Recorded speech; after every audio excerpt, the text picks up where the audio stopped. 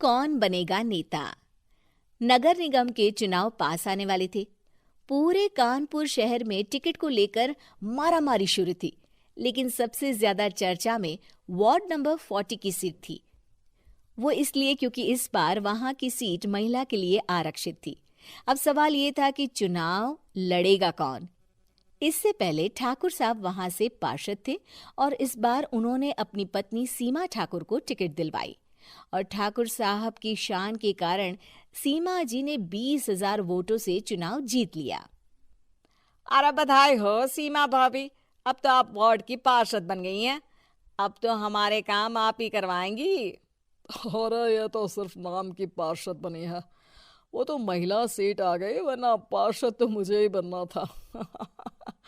अब भले ही चेहरा इसका होगा लेकिन पावर तो मेरी ही होगी।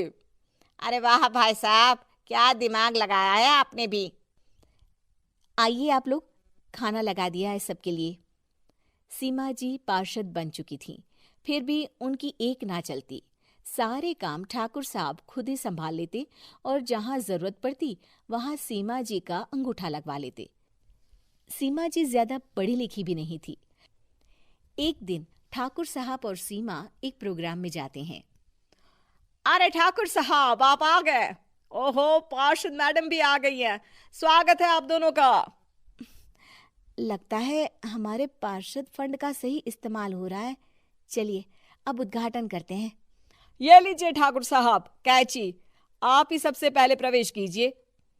सब लोग आगे निकल जाते हैं और सीमा जी पार्षद होने के बावजूद भी पीछे खड़ी रह जाती हैं। वो देखती हैं कि वेलकम बोर्ड पर उनका नाम है, लेकिन महिला होने के कारण कोई उनका सम्मान नहीं कर रहा। अगले दिन एक आदमी उनके घर आता है। अरे ठाकुर साहब नमस्कार।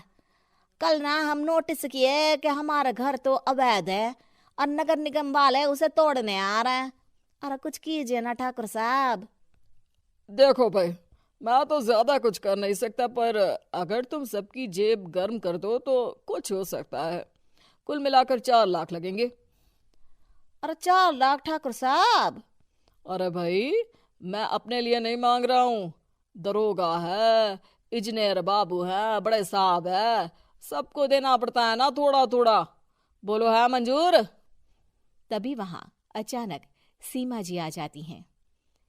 अरे ये आप क्या कर रहे हैं? पहले इन्हीं लोगों से तो आपने वोट मांगे, अब इनसे ही पैसे ले रहे हो। अरे चुप रहो तुम, तुम्हारा काम है सिर्फ अंगूठा लगाना, तुम वही किया करो। मुझे दूसरे काम तुम मत सिखाओ, समझी? और तुम ना जाओ, अब पैसे लेकर आओ, वरना जेसीबी किसी भी वक्त आती होगी। सब कुछ ऐसे ही चलते रहता है। एक दिन सीमा जी और ठाकुर साहब को एक लोकल मीटिंग में बुलाया जाता है। वहां पर कई और अधिकारी लोग भी मौजूद रहते हैं। अब मैं चाहूंगा कि ठाकुर साहब हमारे बीच 2 शब्द कहें। मेरे प्यारे भाइयों और बहनों, आज मेरा सौभाग्य है कि मैं आप सबकी सेवा दिन रात कर पा रहा हूँ। आपने मेरी पत्नी को भारी मतों से जिताया है, इसलिए मैं आप सभी का शुक्रगुजार हूँ। मैं आप सबसे वादा करता हूँ कि हमेशा की तरह हमारे वार्ड में किसी को कोई तकलीफ नहीं आने दूंगा।